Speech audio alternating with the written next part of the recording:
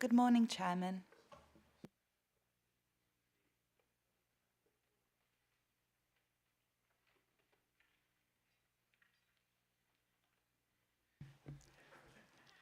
Good morning, everyone. It's nice to see you all. I hope you're settled and had time to get a drink or something. Thank you. Right, the items for information agenda news, items today. To confirm that the meeting is being broadcast live and can begin. Jess, thank you. Say good morning. Yeah, thank you.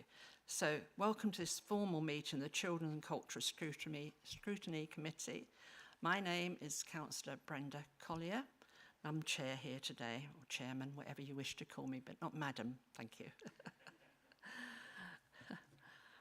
On my right is my vice chairman, Councillor Stuart Grantham. And on my left is our Democratic Service Officer, Jess Waller-Yates. Thank you. Also present in the council chamber is our Scrutiny Officer, Tracy Johnson. Welcome. I would like to begin with a health and safety announcement.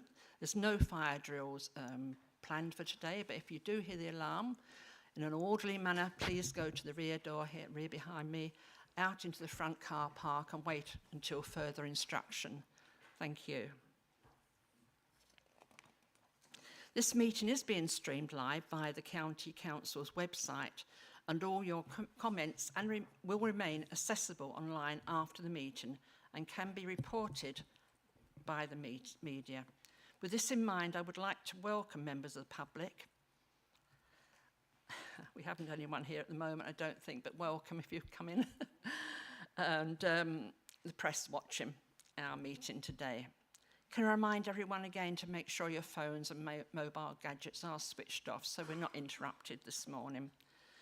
Requests will be to speak will be collated by our Vice Chairman, Chairman Grantham, Vice Chairman Grantham. And if you wish to speak, please can you raise your hand and speak clearly into your microphone so everyone can hear. Thank you very much. When invited to speak, you should press your button on your microphone, and I must remember to switch mine off, and so everyone can hear you nice and clear and see you as well. And then when you finish, please remember to switch it off again. Right, we will now move on to the first formal agenda. Item 1, apologies and absence and replacement councillors. Do we have any? Thank you, Chairman. We've received apologies from Councillor Richard Cleaver. Thank you. Thank you very much. So item 2, declarations of councillors' interests. Members of the committee are reminded that they only need to declare any relevant interests which have not been declared on the declaration of pecuniary interests form. If you become aware of any interests at any time or any point during the meeting, you can declare it then. Any interest declared will be recorded in the minutes. Thank you. Do any members have any interest to declare? Okay, then we'll carry on. Item 3, minutes of the previous meeting of the Children and Young People Scrutiny Committee held on the 7th of March 2025. This item is to approve and sign the minutes of the last meeting of the Children and Young People Scrutiny Committee held on the 7th of March 2025 as a correct record. The minutes can be found on pages 5 to 14 of the agenda pack. Members are reminded that we are considering minutes of the previous meeting committee that was decommissioned on the 23rd of May 2025, and in relation to them being a correct record rather than in relation to whether members were present for that meeting. So with this in mind, do I have a proposer and a seconder, please? Thank you, Councillor Brooks. Thank you, Councillor Parkinson. Okay, so we will now take a vote on this. All those in favour, please raise your hand.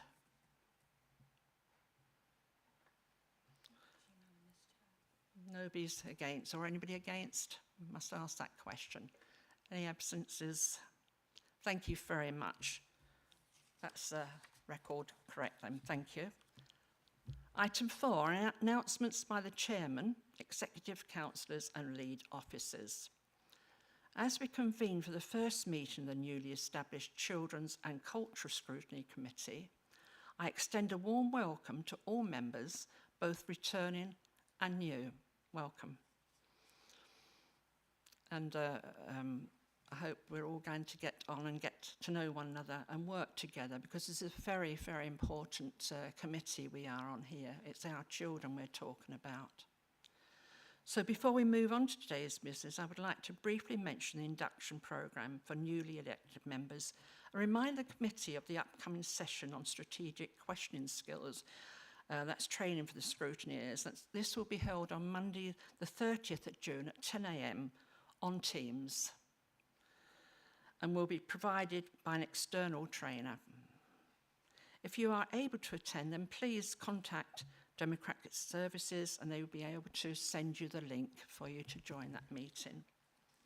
And as we have a busy agenda today, can I please ask members to keep their questions and answers as brief as you possibly can. And I realise that is difficult sometimes, but please try and do that. And just to make the committee aware, I am planning to hold a 10-minute comfort break after consideration of Appendix B, so you'll be relieved at that. Thank you. Moving on then, there are Executive Councillors' announcements. Councillor Natalie Oliver, Executive Councillor for Children's Services.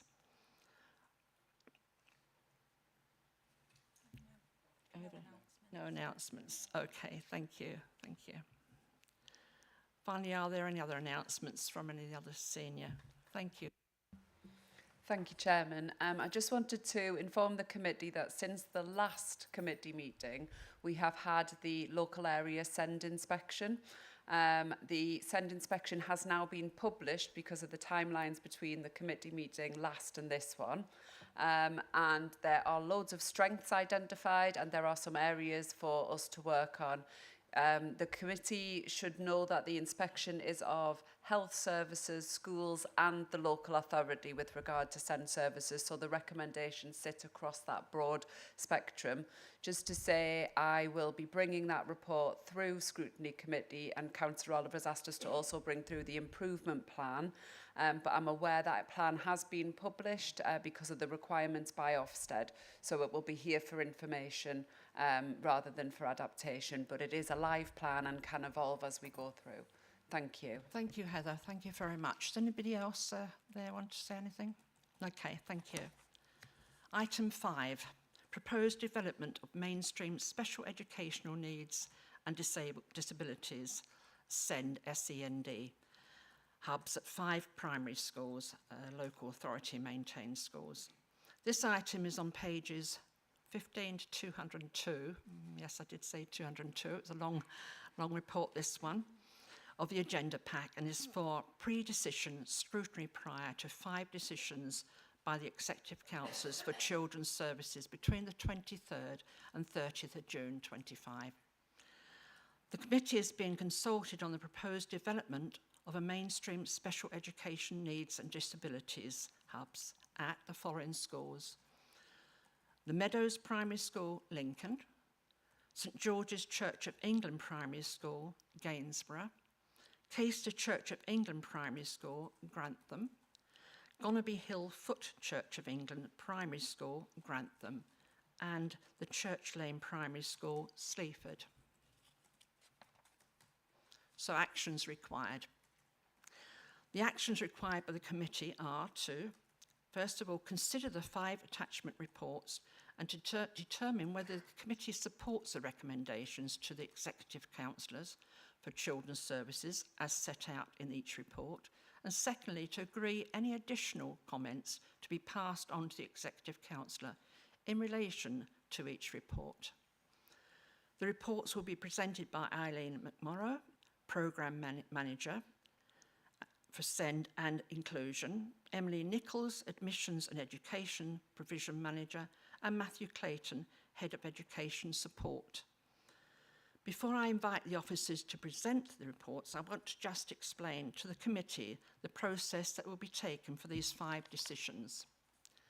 We will firstly be receiving an introduction to all 5 decisions, with an overview of the background and context of the building communities of special provision strategy, and the process for making changes to local authority main schools. I will then invite questions and comments And please make them precise and to the point, these questions, please. We don't want to go off skew on this one. We will then move on to discuss a proposal for each school in turn. Officers will talk through the proposed changes to the school and highlight the key responses to the consultation for that school. I will then invite questions and comments on the proposals for that school, which will be followed by a formal vote as to whether we support the recommendations to the Executive Councillor for Children's Service for that proposal. After the meeting, our Scrutiny Officer, Tracy Johnson, will write up a statement on behalf of the committee for each proposal, which will provide a summary of our discussion, including any recommendations or advice today. The 5 statements will be considered by the Executive Councillor for Children's Services before the 5 decisions are made. Okay, start off with, I'd like to invite Ms. McMurrough to provide an overview to the background and context for the Buildings Community of Specialist Provision strategy. Before handing over to Mr. Clayton, thank you, to give an overview of the process for making changes to a local authority maintained school versus an academy. Over to you, Mr. McMurrough. Thank you. Thank you very much, Chair. So thank you, Chair, thank you, Deputy Chair, and to all the members of the Children's and Culture Scrutiny Committee for their time and consideration for the proposal around mainstream SEND hubs for local authority maintained schools, which I'm going to present to you today. I'd like to take this opportunity to provide the committee with a degree of context regarding Lincolnshire's SEND sufficiency strategy, also known as the Building Communities of Specialist Provision strategy, which has been in operation since January 2019 and is responsible for addressing the Council's statutory responsibility around the provision of specialist educational placements. The Building Communities strategy was developed in response to a central government directive to review and increase availability of specialist placements. Lincolnshire's response was developed in collaboration with special school leaders and Lincolnshire Parent Carer Forum and led to a new strategic position where all Lincolnshire special schools expanded their type of need. Previously, the county's special schools were restricted in the types of needs that they could meet, both in terms of their workforce skills, their resources and their building suitability. Following the implementation of a new strategy, special schools can now take children with a much broader range of complex needs, made possible from significant capital investment, including the building of 2 new special schools, additional blocks on existing schools, and a comprehensive remodelling programme for 13 schools. The creation of a robust workforce development programme also supported the schools to have the required skill set amongst staff to meet the broader range of needs. The investment also facilitated an additional 527 places. This capital investment and resource investment programme is almost complete, with the 2 final schemes completing this year. In the time since the strategy was approved, there has been increasing pressures on the SEND system, as we've seen both nationally and locally, resulting in significant increase in demand for special school places. Despite the addition of 527 school places over the last 4 years, there remains insufficient capacity, with all special schools being oversubscribed and a substantial increase in our INMS placement, our independent placements. Therefore, a period of capital and resource investment into the sector to meet the growing demand in SEND was identified and has resulted in the next phase of the strategy being developed.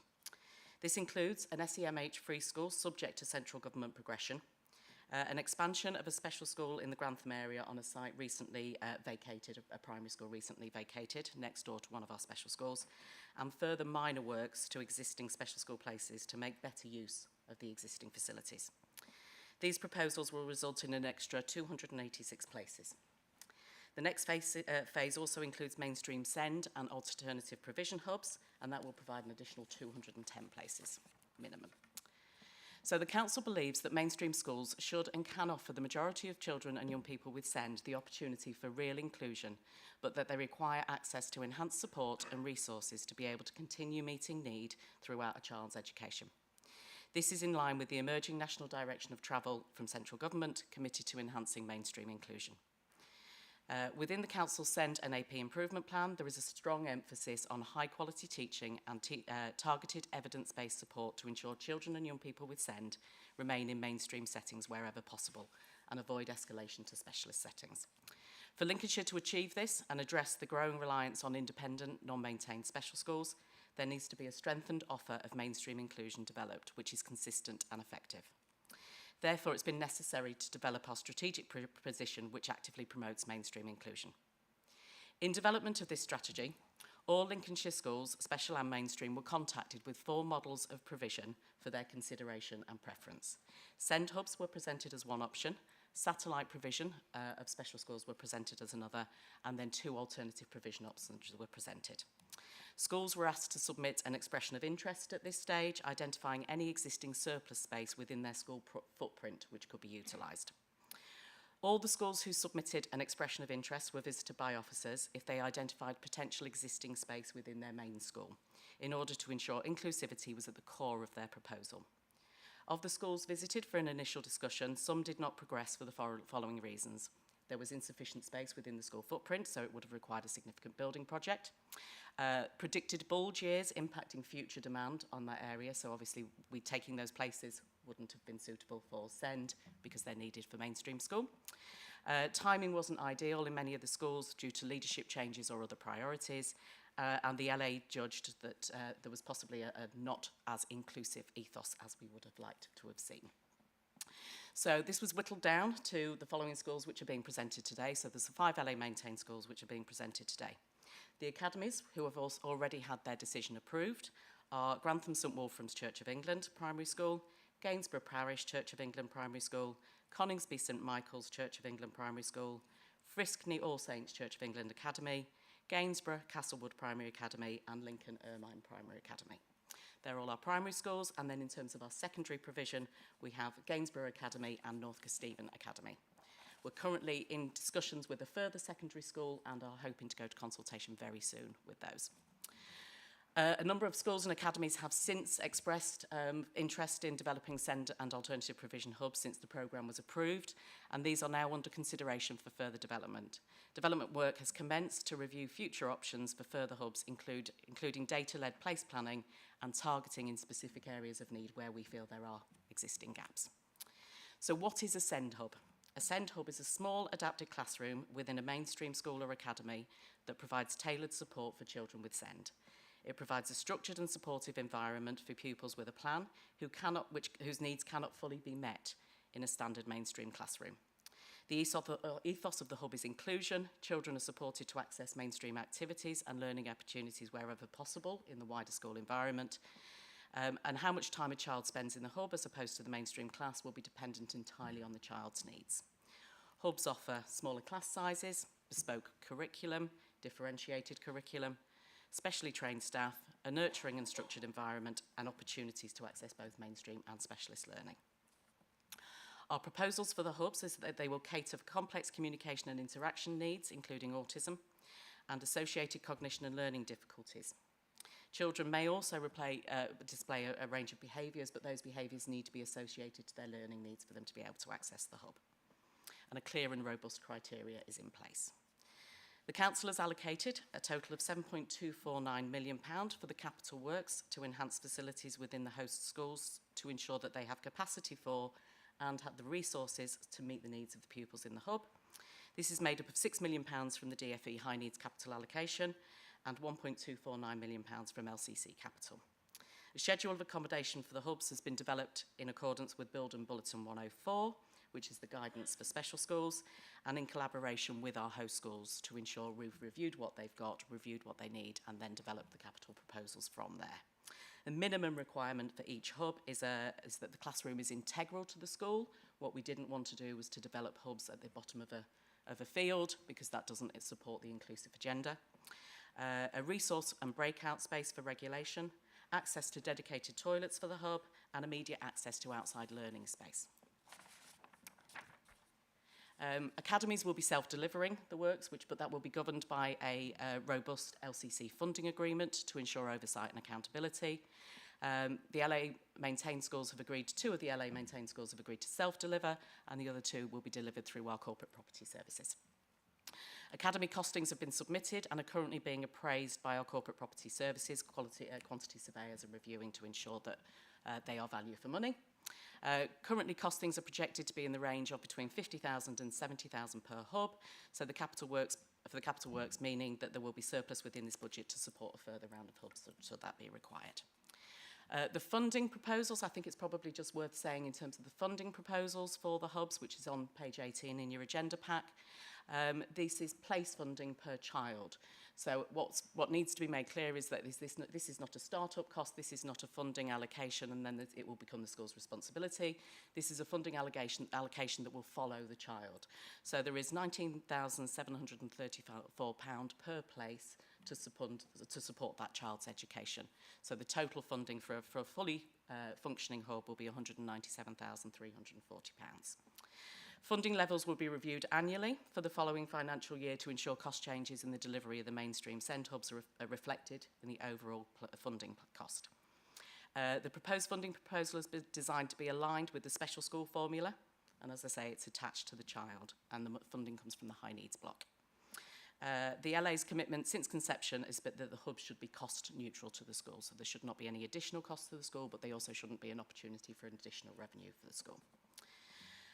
Schools can access 2 to 3 transient places themselves, so these are flexible places for the school to be able to access, not LA Commission places, and there won't be funding attached to those because children placed in those are likely to have education, health and care funding already. Our proposals for those is that the school would potentially then be able to avoid any escalation to the hub if they can use for children who are have less needs, but actually just some smaller periods during the school day outside of the mainstream classroom to help regulate, will then avoid escalation. The local authority has commissioned a robust workforce development offer to support this, because obviously one of the issues is that our mainstream schools need to have the skills and the skilled staff to be able to meet the needs of children with SEND. We've commissioned with the Lincolnshire SEND Alliance in partnership with Learn SEND Hub to provide start-up training for all mainstream SEND and AP hubs. This includes 9 face-to-face training sessions which will be delivered over the summer and autumn terms for all hub staff and host school leadership. Feedback so far on the quality of the training has been incredibly positive and deemed highly valuable. In addition, the recommissioned service will develop a further 8 additional modules on our workforce development platform, which will also benefit our hub staff. The Council has provided support around recruitment, with HR services supporting in the development of job descriptions for teachers and TA posts. Most host schools have taken the decision to recruit internally, wherever possible, drawing on staff with SEND experience who understand the inclusive nature of their settings. Whilst recruitment can be a significant concern in a county such as Lincolnshire, schools have not reported any issues to us so far. I will now hand over to my colleague Matthew Clayton to take you through the significant change process on the establishment of mainstream centres. Thank you, Eileen, and good morning, everyone.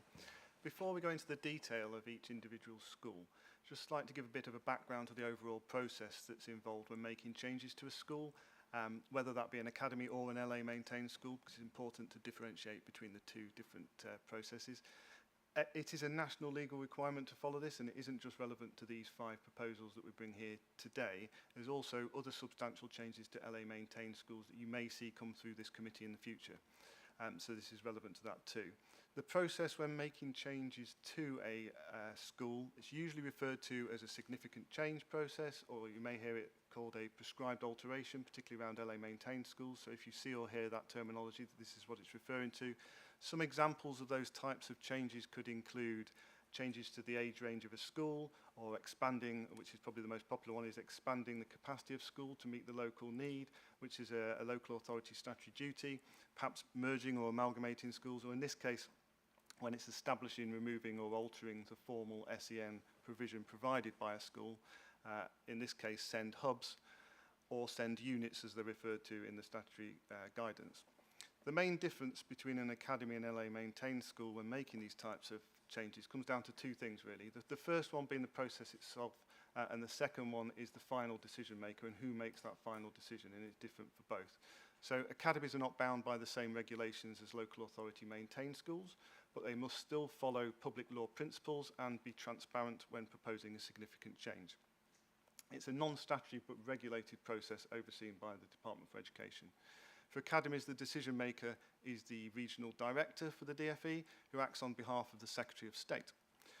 The LA are still involved, but as a key consultee in their process, and the regional director will ask for our opinion and our views to feed into that decision-making process. Proposals from academies would normally go to the regional director's advisory board before going on to the regional director themselves to make that decision. I suppose that's similar, and you could look at it to here, coming to scrutiny committee before going to our executive councillor for a final decision. The process for academies, though it is more streamlined, usually consisting of just one period of consultation before the case is submitted to the RD office for a decision. This can be achieved in a relatively short period of time of around 3, maybe 4 months. For LA maintained schools, all local authorities are bound by the School Organisation Regulations 2013. And in addition to this, there is the local democratic key decision-making process, which we're all part of here. And this usually, in total, takes between 5 and 6 months from beginning to end. Well, it has taken a little bit longer on this occasion because of the local elections. We had the PERDA period and where it's fallen within the school term time on this occasion.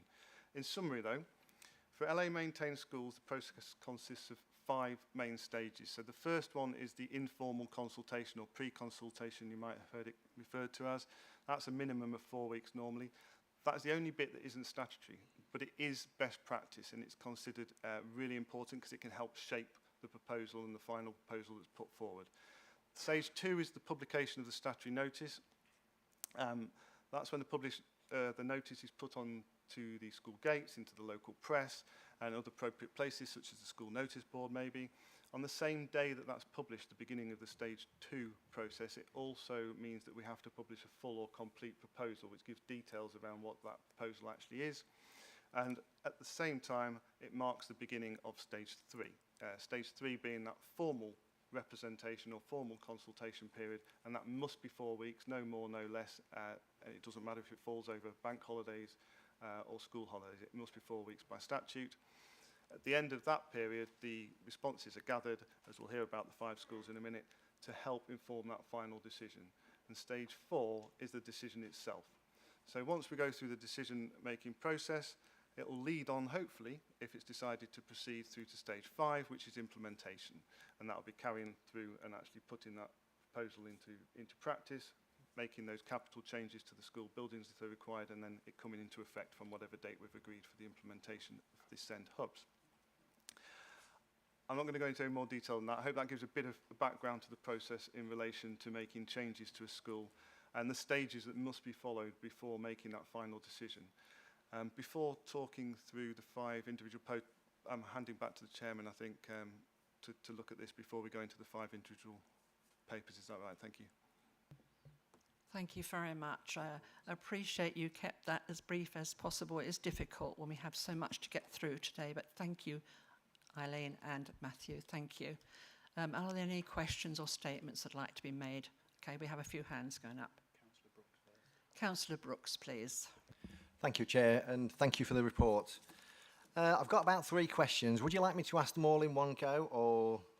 Just the one at the moment, please, Councillor, Okay. because we have a lot to get through, but if I have time, we will come back to you. Okay. Thank you. Thank you very much.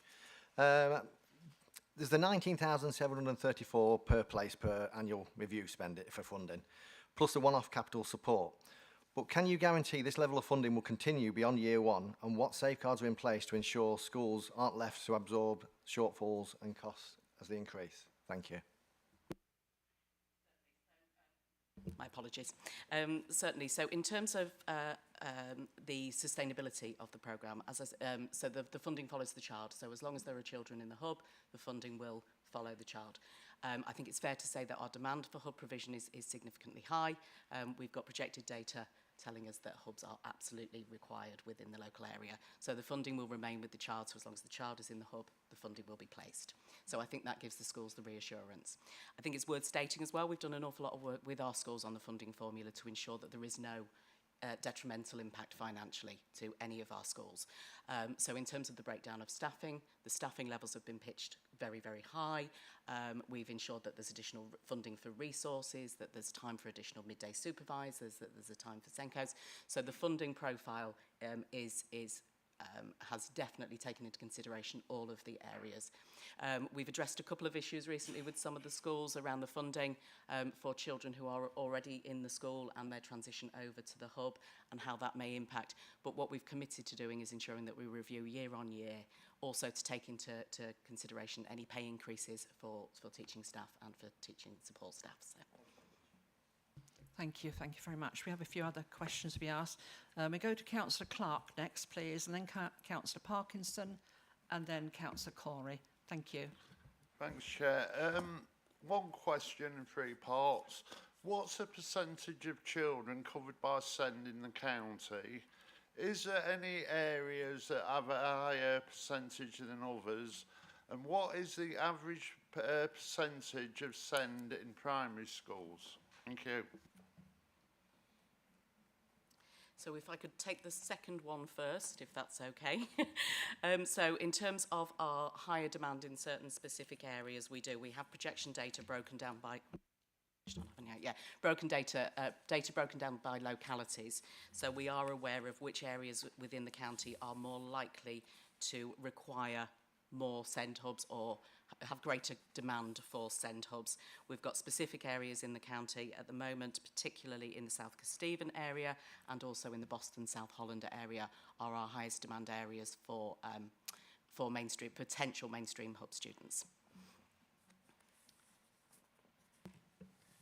Thanks, Eileen, and thank you for your question, Councillor Clark. In terms of where we're at in Lincolnshire, we are the national's running at around about 4.2% of population with children with an EHCP.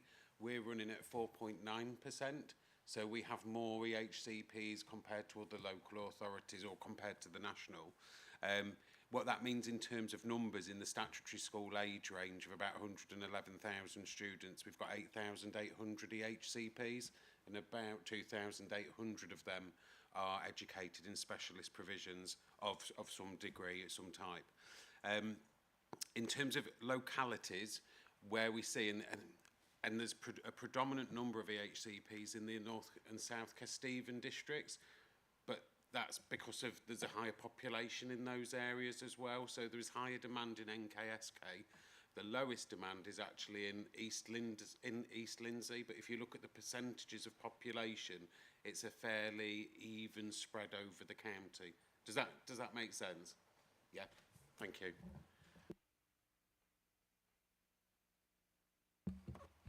Thank you, Chair. First of all, I would just like to say thank you to everyone involved in children's services. I know how hard each and every one of you work. Often at times it can be unseen, but I'm sure the members of this committee will share my sentiments in saying thank you so much for everything that you do for us. So many children that get looked after. You are all absolute heroes, so thank you. My question is around the transition from primary to secondary. I think it's fantastic we have this opportunity for all these primary school children. However, an understanding around the next steps for those children as they transition in secondary school. If you can give me an idea of what that transition looks like, that'd be great. Certainly, Councillor. So a couple of answers to that question. So the first thing around transition and general transition. We have a robust plan in place around transitioning children and children exiting from the hubs in whatever format there may be. Our ambition would be that children would access the hub for a period of time, get to a place where they can access mainstream school and transition back, and that would be absolutely wonderful if it was the case for all. I think we're completely realistic in understanding that some children will require mainstream hub for the duration, and then we have that issue of addressing primary to secondary.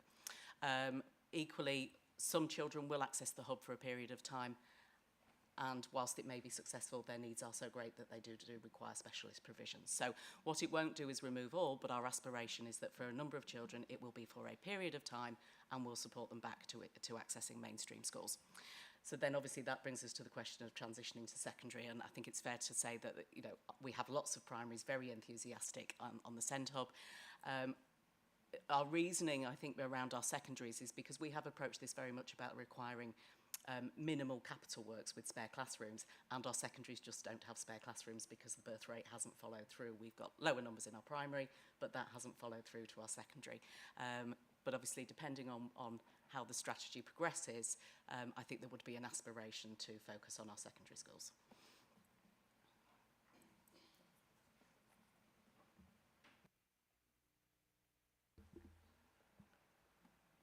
say beforehand.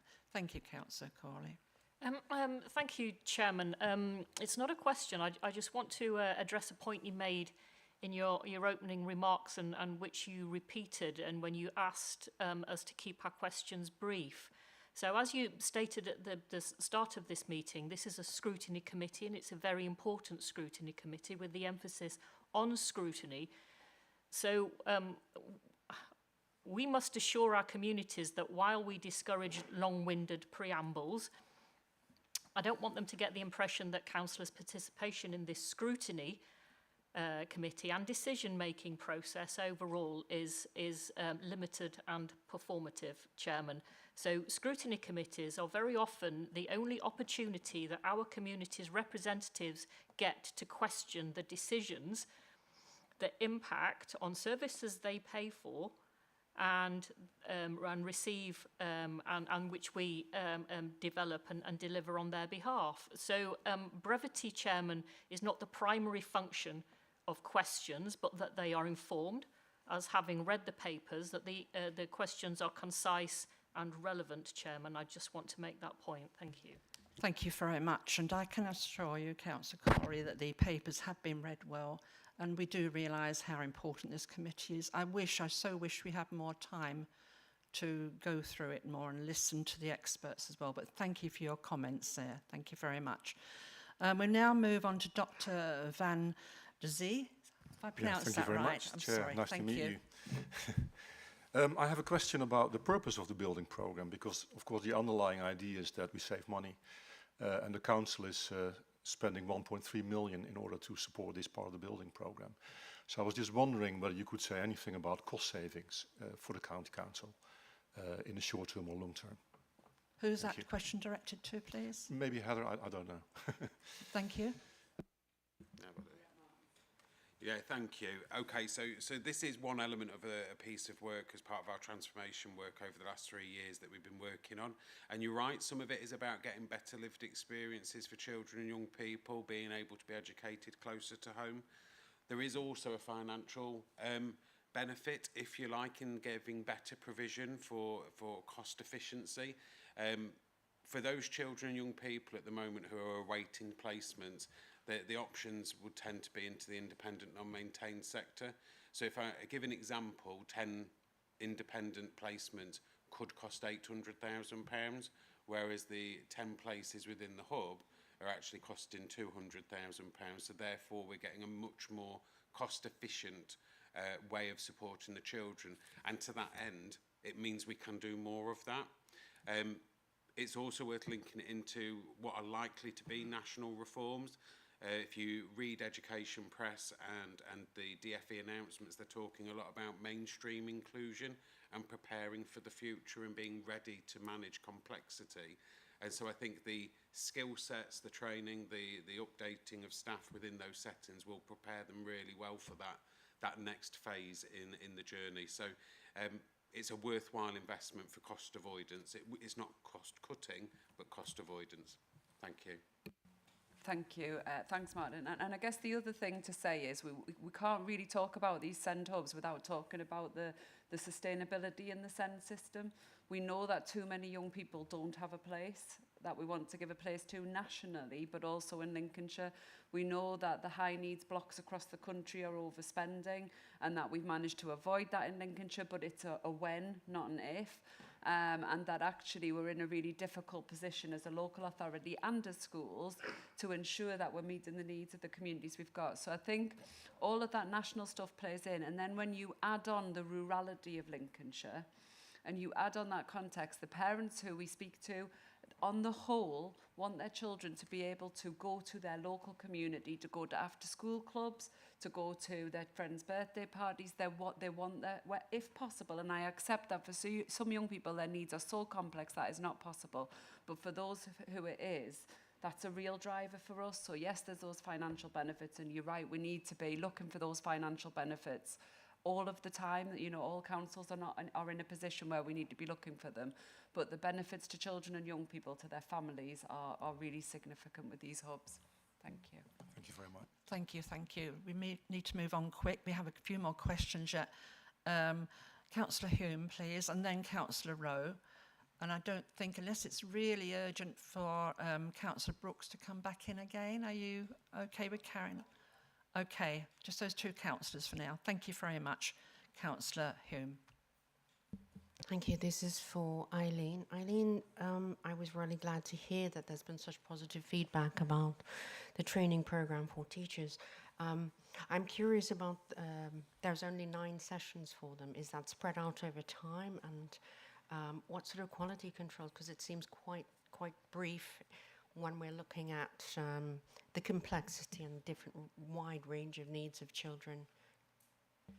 Absolutely. So the training programme of 9 sessions is very much targeted to both school leadership, because both council and the training providers, we all strongly believe that inclusion comes from within, and it needs to be whole school rather than just in the classrooms.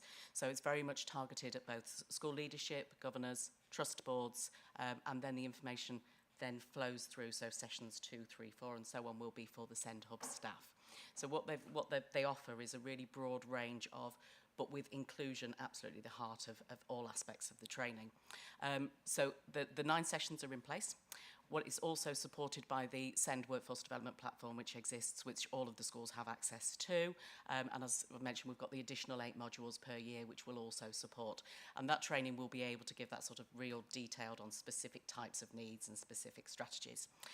In addition, this project is also supported by all of our special schools. So the hubs will be linking in on a long-term basis with our special schools to be able to access advice, guidance, mentoring, that element of support.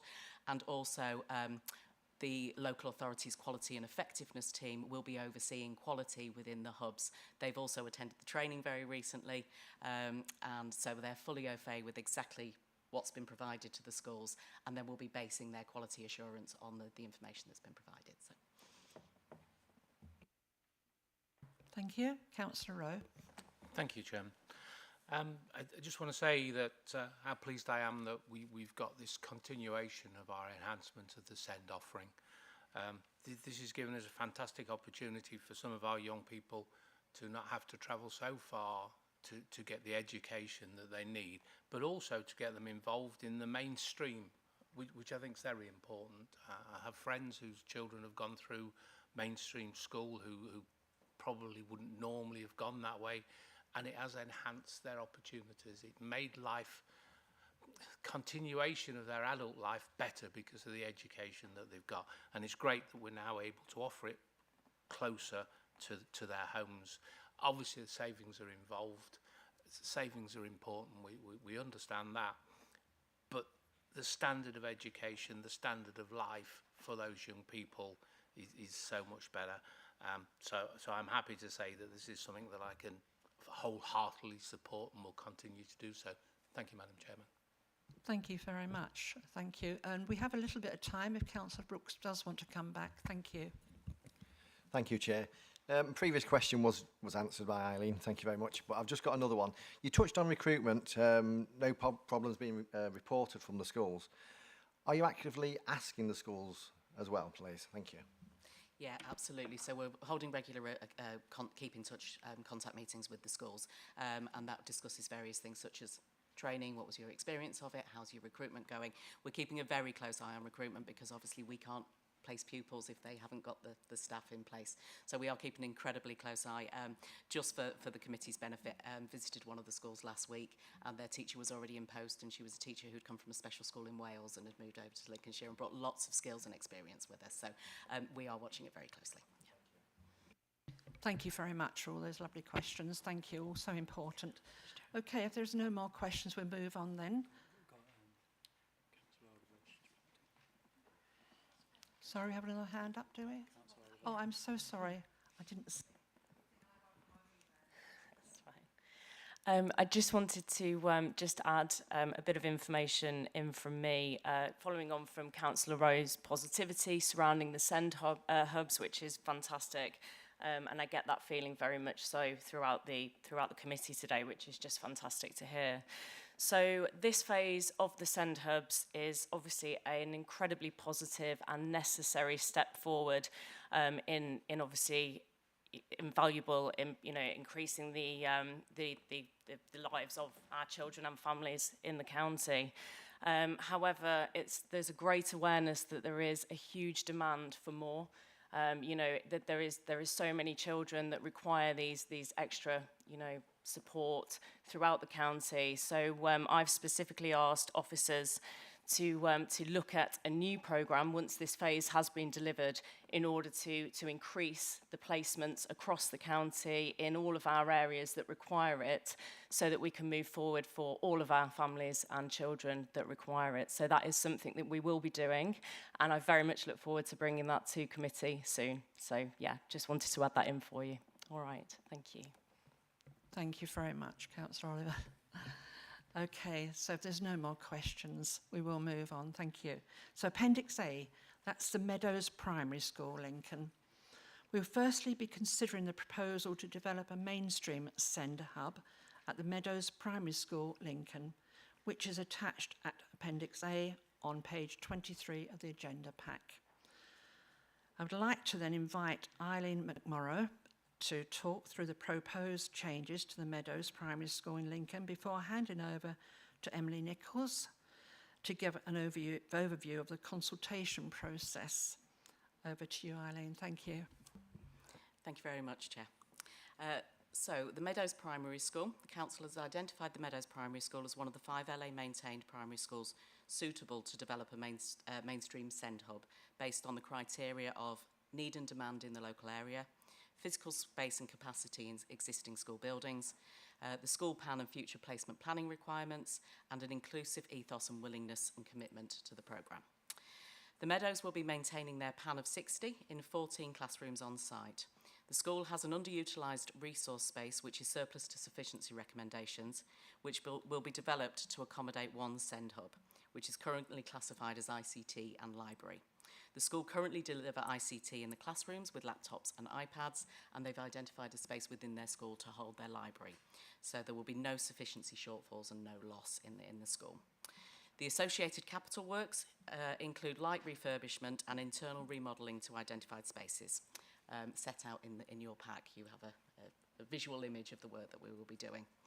The SEND hub will have access to associated multi-use resource space to enable interventions, small group work and sensory breakout for its pupils. The dimension of these spaces are in line with the area guidelines for SEND and alternative provision in Building Bulletin 104, and the identified classrooms for the hubs have been carefully planned with the school to ensure location on site is appropriate, as well as ensuring adequate access to suitable washroom facilities and ability to effectively incorporate external areas. This outside space is very, very important for children and young people with SEND. The capital works at the Meadows include the refurbishment of one classroom with a sink area. Resource spaces will be created through the refurbishment of an unused changing rooms, number 52 on your diagram, and a further shared resource area developed, number 88 on your diagram. Washroom facilities will be incorporated into the storeroom, and they will go directly off at the classroom to support any changing requirements that children may have. External works will be carried out to create a free-flow outdoor learning area off the classroom hub. I'll hand over to my colleague Emily Nichols now to outline the consultation responses. Thank you. So for Lincoln, the Meadows and all the schools discussed today, the Stage 1 consultation took place for 6 weeks from the 20th of January 2025 to the 17th of February. The consultation for the Meadows had 12 responses, and 10 of those were for the proposals, 1 was against, and 1 was neither for nor against those proposals. We then had approval from the former Executive Council for Children's Services to proceed to the statutory notice. The statutory notice and complete proposal were published on the 8th of May in accordance with the statutory guidelines. That also was the first day of the second representation period, which we've termed Stage 3.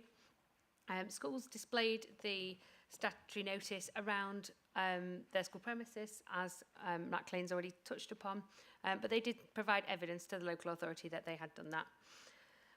The school's Stage 3 representation period differed slightly for each of these 5 schools, and it was all based around when the statutory notice could be published in the newspaper, just by date of publication.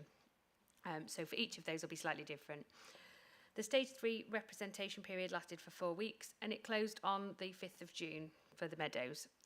There were 14 respondents, 5 for, 5 against, and 4 neither for nor against the proposal for the Meadows. 20 respondents between the two consultations sent supporting text, and many praised the idea of a hub and the impact that it's going to have for children. Those that didn't respond positively were predominantly concerned with traffic at the Meadows and noise, with one respondent wishing to ensure funding transparency, which we've already touched upon as part of this meeting. As discussed, the funding is understood by the school, so it's not a concern that they also share with the respondent. With regards to transport, we are committed to reviewing the school's travel plan as part of this project, making sure that there are suitable arrangements in place to minimise the impact of introducing the hub. We'll work with travel colleagues on this, but we'll do this once the pupils that are going to attend the hub are known. In addition to the responses on Let's Talk Lincolnshire, there were 3 comments received via email with regards to the overall proposed strategy of the hubs. Because they were not specific to the school, they do relate to all of these consultations, but I'll go in more detail for this first proposal.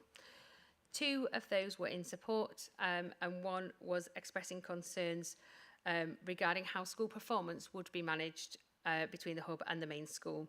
That's something that Ms McMurrow has discussed with the schools, and they understand that prior to signing up for a SEND hub, so they also don't share those concerns.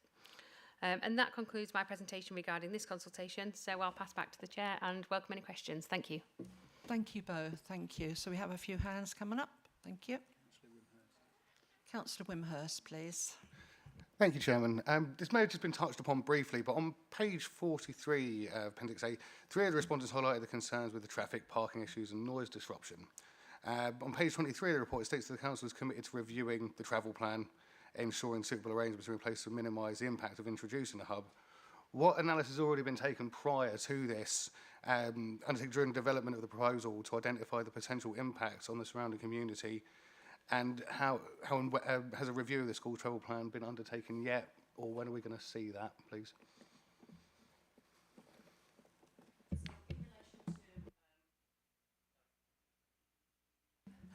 Getting very carried away, my apologies. So in relation to a travel plan already undertaken, so our colleagues in transport have been involved from the very, very early stages and have been undertaking reviews as we've gone along. I think the difficulty we have is that until we've identified exactly which pupils are going to be accessing that hub, it would be hard to know what their transport entitlement is. So we may be looking at 10 additional taxis. We may be looking at children in the local community walking to school, which is obviously our aspiration. So it's a little bit of an unknown. However, a review has been undertaken with the school, so our transport colleagues have reviewed their travel plan, have identified potentially dedicated spaces within the school site for taxis to be able to drop off. And then one of the, sorry, I might be stealing Emily's thunder a little, my apologies. One of the other areas is where there are traffic concerns is a staggered start and finish time, so that children in the hub are arriving at different times to the mainstream school so that it reduces travel impact. Thank you very much, that's brilliant. Cheers. That did steal my thunder, and that was all of it. Thank you. Thank you very much. So we have Councillor Corey, please. You'll be relieved to hear that my question has been asked and answered. Thank you very much. Thank you. Thank you for that. Councillor Clark. Thank you. On the one of the previous questions on the transport, I take it the drop-off point will be actually on site, not on the streets, like it is in some schools. But my question is, like I said, all for it. I'm a bit confused with the allocation. How are you going to allocate the places to that school? And what happens if a parent appeals against your decision? Thank you very much, Councillor Clark. So we have developed, in conjunction with our schools, a very robust allocation process. So there's a very clear set criteria for the children and young people that will be accessing the hubs, which I can go through in detail. If you just bear with me, because it's quite long. I don't want to get any of it wrong. There we go. So our allocation process, obviously children are required to have an education, health and care plan. They need to have a primary need identified within communication and interaction and or cognition and learning. Most importantly, I think from a transport perspective, the child must reside within a 30-minute journey time of the hub, and we've applied the fair access panels criteria to that to ensure that it's consistent across the council. That there is no primary need of either physical disabilities or social, emotional, mental health, because the hubs aren't set up for those. And then various other different specific criteria. I'm not going to go into massive details, but it's around where the child is operating in relation to their key stage expectations and their peers. So we have a very, very clear set criteria. We also have a very, very clear allocation process, which is in line with our education, health and care plan allocation process. So the processes for allocation are linked, and it's local authority placement. There is obviously the potential for parents to state preference for a hub. And we do have processes in place to manage things like waiting lists in certain areas. I think the reassurance there is that we're addressing the hubs from a centrally based position. So potentially as more hubs come online, children will be able to allocate it to a hub nearer. So we will hold a waiting list for children and young people, but effectively, once the hubs are full, and there will be a risk of tribunal associated.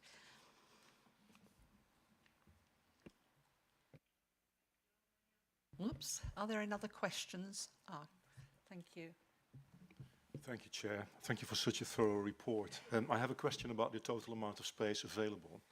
So if I add everything up, you've got 10 children that come in from the outside, a possibility of up to 3 children from the school itself. Then you've got 4 people, 4 adults also in the space. It's very hard to get a feel for the scale of the space that is available, but I was wondering if you are dealing with children with emotional and behavioral difficulties. Is there enough space to sort of deal with those children in a practical situation? Absolutely, Councillor. So we have, we've assessed the space against Building Bulletin 104, not 103. So 104 is our special school guidance rather than our mainstream school guidance. As you would imagine, special school guidance is significantly more generous than mainstream school guidance will be because of the needs of the children in the area. So we are confident that the class sizes are sufficient for both the staffing ratio, because they are comparable to our special schools, who also have 8 to 10 children in each class and potentially 4 or 5 staff as well. So we're comfortable with that. In addition, we have the resource spaces. As you'll see from the meadows, there'll be 2 resource spaces allocated. So a teacher or a TA may take 2 or 3 children into that space at any one time. And again, this is the importance of the outdoor learning space and the importance of external space, so that children can regulate outside rather than in the classroom and reduce risk of harm to anyone else. So. Thank you. Can I just come in there, Chairman? Thank you. The other thing that Eileen did emphasise earlier, but which I think is really important, is that if we have these children sat in the room with the 4 adults all of the time, the hubs will not have worked. The idea is they'll be accessing the curriculum, they'll be on playground with the other children, they'll be integrated into the mainstream school, and they'll be using the additional facilities as and when they need to. And you'll have that expertise in those 4 staff operating with these children, supporting the mainstream teachers to be able to help them thrive in mainstream settings. And that's the real desire here, is to get more SEND expertise into our mainstream schools, to have it supporting our teachers, supporting a cohort of children, but able to move between the mainstream and the SEND hubs as the needs of the school, the children and the staff dictate. So just want to keep reminding people, this is not a little special school on the side of a primary. This is an integrated resource and an integrated cohort of young people who will be moving fluidly as they need to. And I think that's really important for us to keep in mind. Thank you, Heather. Yes, that is important. I'd also like to thank Dr. Van der Zee. He's the representative parent governor. Thank you. Thank you for your comments. Right, if there's no more questions or anything anybody like to say, we'll move on, and that concludes that discussion. Thank you. So I propose that we support the recommendation to the Executive Councillor for Children's Services in relation to the Meadows Primary School in Lincoln, and that our comments will be passed on to the Executive Councillor. Can I please have a seconder? Thank you, Councillor Brooks. The comments from the committee's discussion on this report have been captured by Tracy Johnson, Senior Scrutiny Officer, for passing on to the Executive Councillor.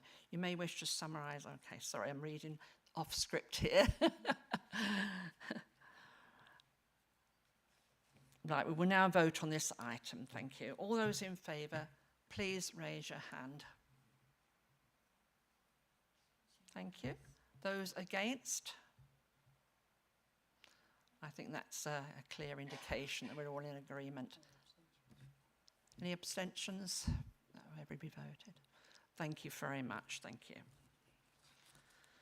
Okay, I think it's time for a comfort break. Bang on the hour. So if you'd like to take 10 minutes, we'll sort ourselves out and we'll resume at 10 past, please. Thank you very much.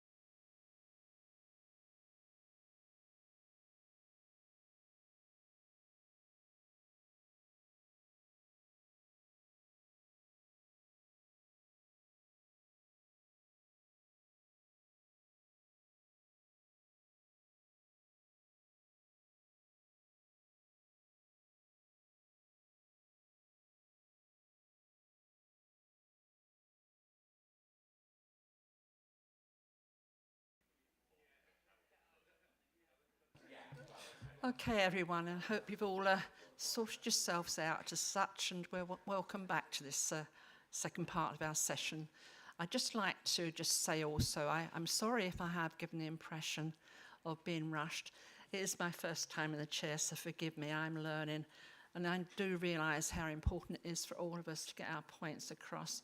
So do you know, if we're here until, well, hopefully not tea time, we will go on with as many questions and answers as possible. Thank you, Councillor Corley, for pointing that out. Thank you very much. So we're on to Appendix B, St George's Church of England Primary School, Gainsborough. We will next be considering the proposal to develop a mainstream SEND hub at St George's Church of England Primary School, Gainsborough, which is attached to Appendix B on page 57 of the agenda pack. And I would like to invite Eileen Morrow to talk through the proposed changes to St George's Church of England Primary School in Gainsborough before handing over to Emily Nichols. Thank you very much, and you're going to give a brief overview of the consultations response. Thank you. Thank you, Chair. I won't go into the same detail for everyone. I will make sure that you've got the sufficient information, but I will make sure that I'm not being repetitive for each one. So obviously, the Council have identified Gainsborough St George's as potentially suitable for an LA maintained school for the reasons cited previously. St George's will be maintaining their PAN of 30 in 7 classrooms on site. They will also be maintaining their current early years provision on site. The school currently has 11 classrooms size spaces on site due to there being a double mobile unit. The school will be having 1 SEND hub within this mobile unit in one of the 3 surplus teaching size spaces. This still leaves the school with a sufficiency surplus, so there's no impact on the school's provision. The capital works for Gainsborough St George's include the refurbishment of the double mobile unit to accommodate 1 classroom and a large resource space. External works will be carried out to ensure that there's a free flow outdoor learning area off the hub classroom, and any modifications to route and access will also be addressed. I'll hand over to Emily now for the consultation responses. Thank you. So for Gainsborough St George's, the Stage 1 consultation took place on the 20th of January 2025 for 4 weeks. It closed on the 17th of February. During the Stage 1 consultation period, there were 3 respondents and all were in favour of those proposals. We then had approval from the former Executive Councillor for Children's Services to proceed to the statutory notice. The statutory notice and complete proposal were published on the 8th of May in accordance with the statutory guidelines. Again, the schools displayed these as required and provided evidence to us at the LA. The representation period started the same day. It closed on the 5th of June. There were 5 respondents to the Stage 3 consultation, all of whom were in favour of the proposal. Of those across the 2 consultations that responded with additional text, the comments were positive and some noted that they would like to see more of this provision in the area. There were no negative comments regarding the proposal. The same 3 additional comments received regarding the general strategy that I discussed in the previous paper were there, but I won't go into detail again. And this concludes my presentation regarding the consultation, so I'll pass back to the Chair for any questions. Thank you. Thank you very much. So we have some hands going up there. Councillor Wimphurst first, please, and then Thank you, Chairman. Doctor. I have to say it's a really great proposal and full support of it. It's something we definitely need in Gainsborough is more provision for children with special educational needs. But I was just thinking, on page 60, the report mentions that the capital works of the school includes the refurbishment of a double mobile unit to accommodate 1 classroom and a resource space. I was just wondering, how old is the mobile unit and to what extent of refurbishment is required to use it as a SEND space, please? Thank you. Thank you. So the mobile unit was purchased by the school in 2021, but a condition survey which was done in 2023 highlighted that it had 25 to 30 years lifespan still on it, and the refurbishment works related purely to flooring, so there's just some new flooring and new liner in there. It's not extensive. Thank you. Thank you. Dr. Van der Zee, thank you. Yeah, thank you. Chair, sorry. Being a governor at an inner city school, I know how much need there is for outdoor space. And so this is more a question in general about all the schools that we're looking at. So when you look at the refurbishment of the schools or at the building of new spaces, do you also take into account the space that is being lost, especially where the outdoor space is already small? Yes, absolutely, Councillor. The outside external spaces, again, we've assessed against Building Bulletin 104, but obviously been incredibly mindful that the mainstream school is not losing play space as well. We've been fortunate that none of the sites that we are proposing, where we were looking at fencing off a small area outside of the classroom, have had a significant impact on their external play space. So that's quite reassuring. Again, coming back to Heather's point as well, it's that ensuring that whilst the external learning area on the external play space for the classroom will support children to regulate, we're really aspirational that children will also be able to access the wider main school for their play as well. Thank you. Are there any more questions?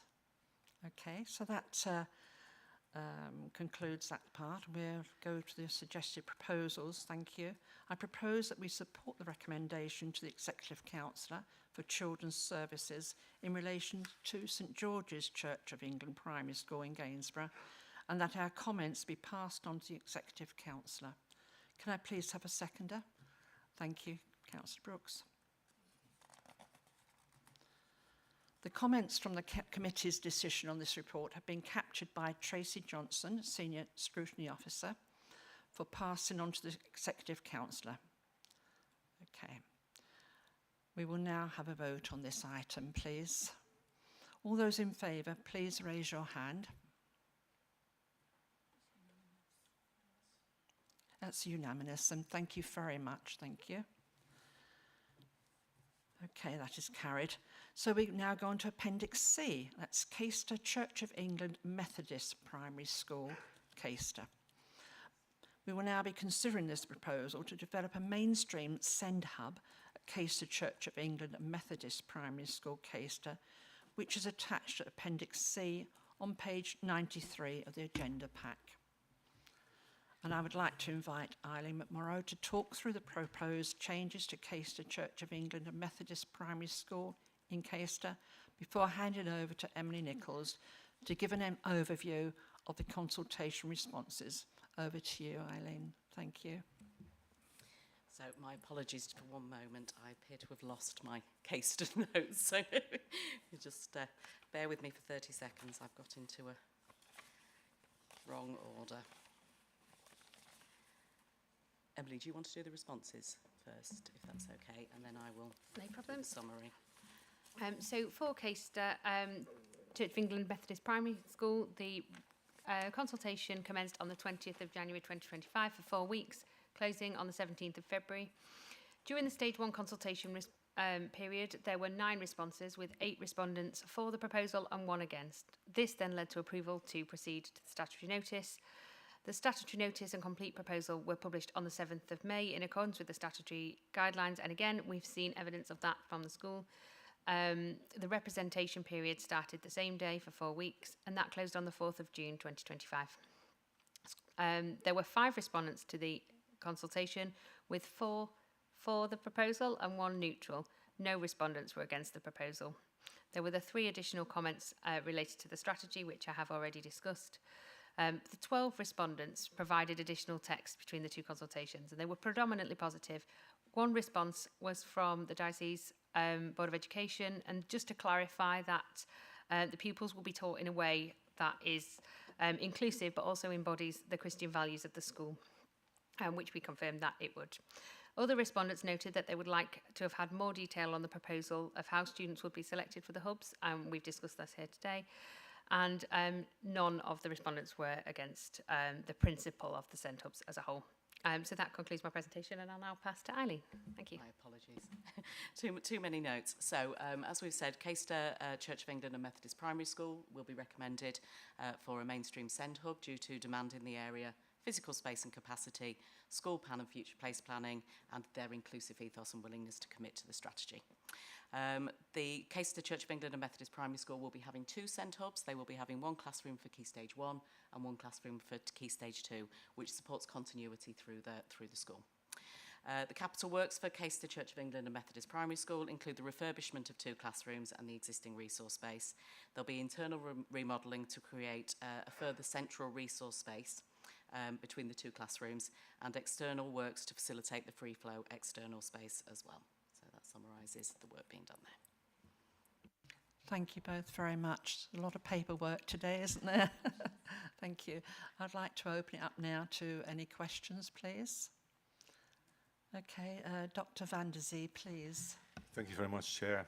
Moving towards the East Coast, if Caister can be called East Coast, raised the question to me, what if you live in Mablethorpe? Because I understand from one of your responses that the assumption is that you can live within half an hour of one of these hubs. But what if you live in Chapel St Leonard's, or you live in Mablethorpe, or any of those places on the East Coast? What is your access? Thank you. So absolutely, this is our first phase of our mainstream send hubs, and as Councillor Oliver has indicated, this is something that we are very keen to drive forward and increase as we go along. Our process in this initial stage was for schools to come forward with expressions of interest. That collaboration was really important, that it was a journey we embarked on together. As we move through to the next phase, hopefully, Councillor Oliver, I don't know whether you want to... Yes, so analysis has been done. So again, it's something that we look forward to bringing to committee in terms of, you know, moving forwards. This phase is for the 5 schools. Going forward, we want to do this with more efficiency. We want to deliver more spaces at a faster rate. As we've already sort of established, the demand for these places is great, and we have got to do something in order to provide for our families and our children. You know, we need to act with ambition and purpose, and we have to meet the needs of every one of our children in the county, and that is with practical, people-first solutions. So that's the aim.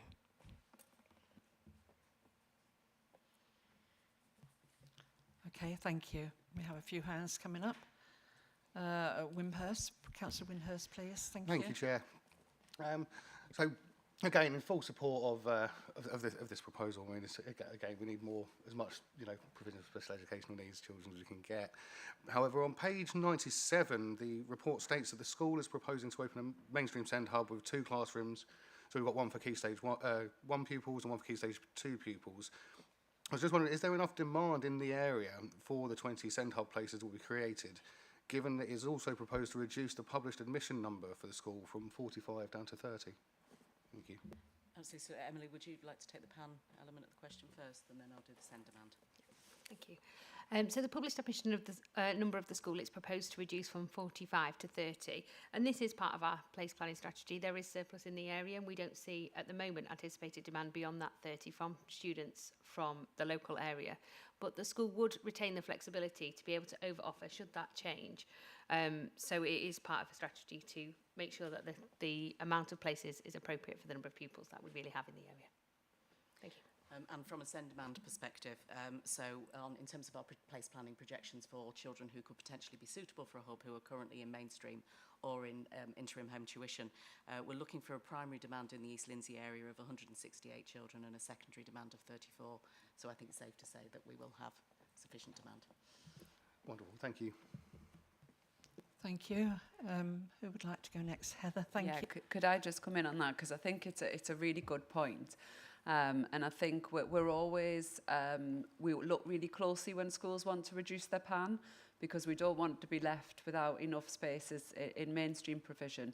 But historically, a school reducing its PAN would mean we'd have to mothball the classrooms, which isn't ever so great for schools because they don't get any budget then associated with those classrooms. And so this is an opportunity, as we see, and Emily will correct me here if I'm wrong, as we see that kind of spike in our children's demographics move through into secondary and beyond. This allows us to really utilise schools in their local communities rather than mothballing classrooms and buying provision from other places, potentially independent, non-maintained schools. And by that, I mean private special schools rather than academies, just to clarify. So I think this is a real opportunity for us, again, as a rural county, to look at the space we've got and shape it to meet the needs of the communities that school's serving. So I think you're right to point it out, but you know, it's absolutely, I feel, a positive news story all around. Thank you. Thank you. Were there any more questions or comments, please? Thank you, Councillor Clark. Thank you. I thought I saw a hand go up over there. Emily, can you just go over page 99 again about the Christian values? What happens if the child is a non-believer or a different religion? will he be barred then from going to that school? Or she? Thank you. Okay, thanks. Thanks ever so much, Councillor Clark. So when we're working with families, so we have lots of church schools across Lincolnshire who are really clear about their curriculum content and their ethos, and that is really clear on their admissions criteria, and I'm not going to go through each of the admissions criteria, but it is really clear on there. You're right, with regard to the SEND hubs, we will be working with parents around that placement. So if a parent didn't want a school that had a Christian ethos, then we would look for a different solution for that parent. We wouldn't. So it's not that the child wouldn't be able to go to the school, but that is the curriculum on offer in the school, and the school is absolutely clear about that. There are opportunities within school for children to, in religious studies only, opt out of some of those sessions, but that is something that doesn't happen very often. But this is no different really to the church schools we have across Lincolnshire, and we work really closely with the Diocese of Lincoln, and the vast majority of them meet the vast majority of their community's needs. I hope that answered your question. Were there any other questions or comments, please? Okay, thank you. I suggest the propose then that we support the recommendation to the Executive Councillor for Children's Services in relation to Caister, Church of England and Methodist Primary School in Caister, and that our comments be passed on to the Executive Councillor. Can we please have a seconder? Thank you. The comments from the committee's discussion on this report have been captured by Tracy Johnson, Senior Scrutiny Officer, and for the passing on to the, the Executive Councillor. Okay, well, we'll now vote on this item, please. All those in favour, please raise your hand. Thank you, that's unanimous, thank you. That's carried. Okay, we're on to Appendix D now, please. That's Gonaby Hill Foot Church of England Primary School, Grantham. We will now be considering the proposal to develop a mainstream SEND hub at Gonaby Hill Foot Church of England Primary School in Grantham, which is attached at Appendix D on page 131 of the agenda pack. I'd like to invite Eileen McMorrow to talk through the proposed changes to Gonaby Hill Foot Church of England Primary School in Grantham before handing over to Emily Nichols to give an overview of the consultation responses. Over to you, Eileen. Thank you. Thank you very much, Chair. So again, the local authority, the council, are proposing a SEND hub at the Gonaby Hill Foot Church of England Primary School based on the previous criteria. The capital works proposed, Gonaby Hill Foot will be having, sorry, is it one or two? My apologies. It's one, isn't it? So conversations with Gonaby Hill Foot about proposing a second one, so my apologies. So Gonaby Hill Foot will be having one SEND hub with a view to a potential second. They're very motivated by that. And the capital works, again, an outline of the capital works is two classrooms next door to each other. One is currently used as their nurture room anyway, so it's children and young people with SEND needs, but not necessarily with plans. And there will be some shared resource space, but also then toileting facilities and external play space as well. And no challenges around sufficiency of space because they do have adequate resources and classrooms. So the stage 1 consultation commenced again on the 20th of January for 4 weeks. There were 10 responses in total to stage 1, with 8 respondents for the proposal and 2 against. Following this, we proceeded to the statutory notice on the 9th of May and then the subsequent next stage of consultation. There were 12 responses to that consultation, with 9 respondents for the proposal, 2 neither for nor against, and 1 against the proposal. Additionally, there were 3 comments to the overall strategy, which we've already discussed. There were 17 text responses, which provided additional comments across both the consultations, and overall, the respondents were supportive. One person questions how inclusive the SEND hub model is, as pupils are not in the mainstream classroom, but we've addressed that already within this meeting, and how that differs from special school places. One other noted funding concerns past the first year, but again, we have discussed that as part of this meeting. And as detailed in the introduction to this report, schools are funded directly from the LA for future years. Respondents also wanted to see more hubs to increase access for pupils at hubs close to their home. And that's everything. Thank you.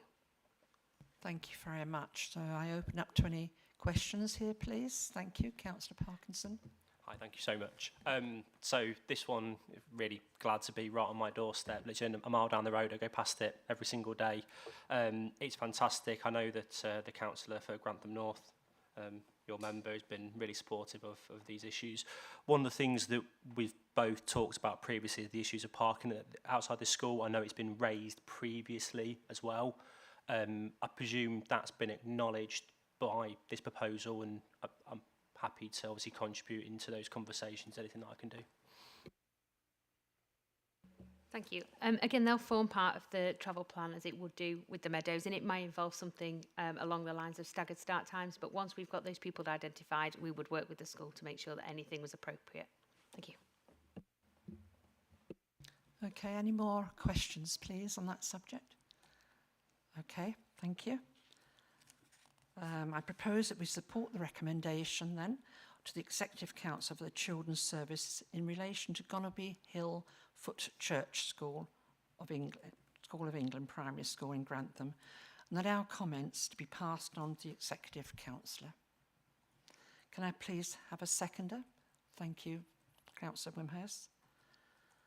The comments from the committee's discussion on this report have been captured by Tracy Johnson, Senior Executive Scrutiny Officer, for the passing on to the Executive Council.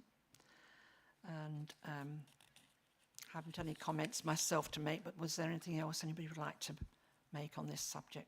Okay, thank you all again. We will now vote on this item then, please. All those in favour, please raise your hand. I think again that is unanimous. Thank you very much for that. That is carried. So we go on to Appendix E now. That's the Church Lane Primary School, Sleaford. Finally, we will consider the proposal to develop a mainstream SEND hub at Church Lane Primary School in Sleaford, which is attached at Appendix E on page 167 of the agenda pack. So I'd like to invite Eileen McMorrow to talk through the proposed changes to Church Lane Primary School in Sleaford before handing over to Ms Nichols, who will give us an overview of the consultation responses. Over to you, Eileen. Thank you. Thank you very much, Chair. So again, the Council has identified Church Lane as potentially suitable based on need, capacity, school plan and inclusive ethos. Church Lane will maintain their existing plan of 30 in 7 classrooms on site.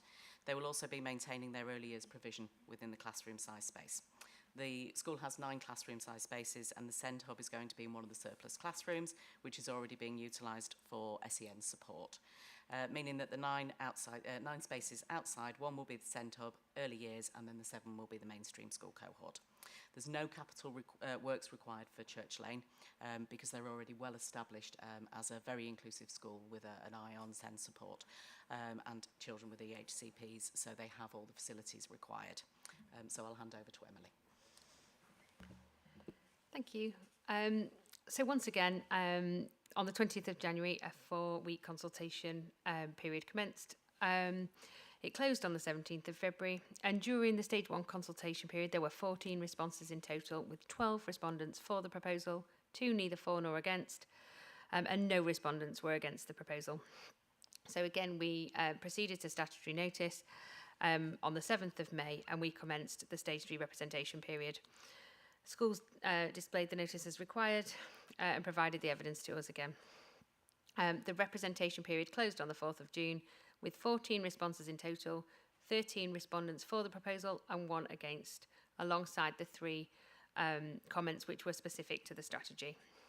There were 19 text responses to provide additional comments, Stakeholders supported the concept of the SEND Hub, recognising its potential to improve outcomes for children with special educational needs, and some respondents noted that they wanted to see more of these SEND Hubs. One respondent felt that for some children, the hub would be a potentially overstimulated environment, and just noted that they would like to see support in place for transition. So they weren't against the proposal, they just wanted to highlight how important that transition was. And we've touched upon that earlier in this meeting. So that's all my summary of the consultation. Thank you. Thank you very much. Thank you. Right, we'll turn over to you then. Thank you. If you have any questions or anything you'd like to discuss at this point, Councillor Brooks, thank you. Thank you, Chair. I welcome all the phases, to be honest. They're absolutely fantastic. It's a badly needed service. I would urge all the schools, especially my area, to show interest in phase 2. My question is, how long will phase 1 take, and when will the next phase start, roughly? Thank you. Thank you. Thanks, Councillor Brooks. So, I mean, obviously, this is phase 2, and this is coming to an end through the delivery of these. And as Councillor Oliver's already indicated, she's tasked us with really looking at, so what is the demographics saying, doing some analysis of that, and coming back with some proposals for a new programme to deliver. And that will come through Scrutiny Committee for scrutiny and to have a look. So at this point, I can't really tell you when that will be, but I know that we're being urged to do that at pace and to bring that through, and we'll do that as quickly as we can with that analysis. And as Eileen's already said, we've already got that analysis underway, and Martin's working with the schools to ensure we get proposals come through where we can match the need to the location, linking back to Dr Van der Zee's question around that distribution, or Councillor Clark, sorry. So at this point we need to bring those proposals forward to be able to get sign-off for those decisions. Thanks. Thank you for that. And we'll hand over to Councillor Rowe then, please. Thank you, Chairman. From the vote, you'll see I've fully supported all of these. But if you just allow me to be a bit parochial for a second, this one is in my district area. I'm a district councillor for North Kesteven, so particularly wanted to comment on that and support it. And also just to mention that one of the academies in my area is also having the treatment, shall we say, which is great news. So I just thought I'd throw those bits in. Thank you very much. Thank you, and we welcome all comments. Thank you very much. This is what this is about. Thank you. Over to Councillor Parkinson then, please. Thank you. Again, not so much a question, but more as an opportunity to express how delighted I am to have taken part in this today, to continue this brilliant work. I know that Councillor Oliver's incredibly passionate. She's a woman on a mission when it comes to these issues, and I know that she's going to be delivering great things alongside all our people in children's services. So I just want to say I'm really looking forward to what we're going to do moving forward. I know that there's a real determination to improve the services, to look after our children. You're all doing a great job, and yeah, I'm really looking forward to working with you over the next couple of years. So thank you. Thank you, Councillor Parkinson. I think we'd all reiterate that as well, that we just want to work for the benefit and the best of our children here in our county. Thank you. So I propose that we support the recommendations to the Executive Councillor for Children's Services in relation to Church Lane Primary School in Sleaford, and that our comments be passed on to the Executive Councillor. Thank you. Can I please have a seconder? Thank you, Councillor Winhurst. The comments from the committee's discussion on this report have been captured by Tracy Johnson, Senior Scrutiny Officer, for the passing on to the Executive Councillor. We will now vote on this item then, please. All those in favour, please raise your hand. Unanimous. Thank you. That is carried. Thank you very much. So we now move on to item 6 on our agenda. That's Children and Cultural Scrutiny Committee Work Programme. This item is on pages 203 to 214 of the agenda pack, and it sets out the committee's planned work programme for the year 2025 to 26. The actions required by the committee are to 1. Review and agree the committee's work programme as set out in this report, And secondly, to highlight the discussion, any additional scrutiny activity which could be considered for inclusion in the work programme. The report will be presented by Tracy Johnson, Senior Scrutiny Officer. Over to you, Tracy. Thank you very much. Thank you, Chairman. The draft work programme for the Children's and Culture Scrutiny Committee sets out a forward plan of activity for the 2025-26 council year. It includes a balance of policy review and development and performance monitoring, and items for pre-decision scrutiny as and when appropriate. The items currently programmed for the next meeting on 25th of July are firstly the performance of the library service contract for Year 9. This is the yearly update of the performance of the current library service contract and will be presented by Louise Egan, Library and Heritage Client Lead, Nicole Hilton, Assistant Director Communities, and Will Mason, Head of Culture. A second item is the Youth Justice Plan for 2025-28. This item will be for pre-decision scrutiny, prior to decision by the Executive on the 2nd of September 2025, and then approval by the County Council on the 12th of September 2025. And this will be presented by Andy Cook, Head of Service, Families First for Children Pathfinder, and Amy Lawson, Team Manager, Youth Offending. And lastly, the current item is the Holiday Activities and Food, or HAF programme, annual report for 2024-25. And this will provide the annual update on the delivery of the HAF programme and will be presented by Nikki Myers, the Head of Service for Early Years and Childcare Support. Members are encouraged to suggest areas for scrutiny based on emerging priorities and public interest. Any suggestions will be noted and discussed further with the Chairman and Vice Chairman and officers after the meeting to identify the best method to consider that suggestion, which may be via a briefing paper or an item on a future agenda. Thank you, Chairman. Thank you very much, Tracy. Do we have any hands? Any? Councillor Brooks, thank you very much. Thank you, Chair. The draft work programme sets out important items like the Young Carers Action Plan and Budget 26-27, but can you confirm how it will ensure scrutiny focused on real-world impacts of cost pressures and frontline services and vulnerable children, not just high-level performance reports? Thank you. Who did you want that directed to? Heather, thank you very much. Thank you. Thanks, Councillor Brooks. So in terms of the cost pressures, the budget paper for children's services will come through this committee. So it will come through, it will outline what our budget this year is, what the proposed budget for next year is, and then what that means, whether it's bigger or smaller is yet to be clarified, but it will go through and it will explain what all of those decisions will mean. And the impact that will have and what we might do to mitigate any impact that we might see. I think you'll find as we go through the scrutiny committees, we're really committed to transparency. Councillor Brooks, that you've heard from Chris and Stacey today around the Safeguarding Children's Partnership. There's some hard-hitting messages in this stuff that we discussed there. In terms of the workforce challenges and all of those areas that will come through the reports that are coming through, what I would say about the performance measures is they do get to the crux of where it is you need to be. So I do think where you'll see performance that is, and this would be unusual, but if you saw performance that was below regional, national comparative indicators, you would then say to us, we need to understand more about that. And you can do that within any paper, and either we'll decide that's a briefing because you can see the agenda. There's a lot of work you have to do statutorily where it has to have been scrutinised and a key decision has to these decisions today are really important and they have to come through that committee.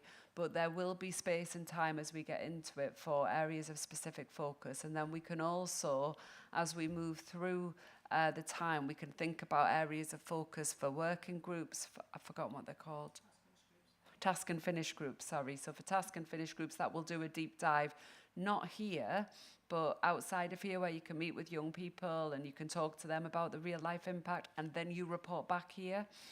So you'll have that opportunity. And then as and when we are inspected by CQC, by Ofsted, by HMIP, which is Her Majesty's Probation Inspectorate, those reports will come through to you. They're completely independent and they will give you another view as well. So just to say, we are a really transparent directorate. it's really important to us that you share the risks, because it is a really, every day there are social workers, health visitors, early help workers, school advisors out making decisions on behalf of the council in every community across Lincolnshire. So I'm really clear it's important that I am sharing those risks with you, so that as and when things don't go as well as we would have hoped, we can learn from that and present that learning to you, because, as strong as we are performing, we are always trying to improve, and we're always open to learning from our mistakes and open to challenge from scrutiny. Thank you very much. Are there any more questions, please? Okay, we're all happy with that item. Then I propose that we approve the planned work programme for 25-26, subject to consideration of any items highlighted in today's discussion. Can you please raise your hand if you agree? Thank you, that is agreed. Thank you very much. Well, that concludes our meeting today. I do want to again thank you all very much for your input, which is so important for all of us to learn and grow together and work together. Thank you for all of your time as well coming here today. Thank you. Thank you.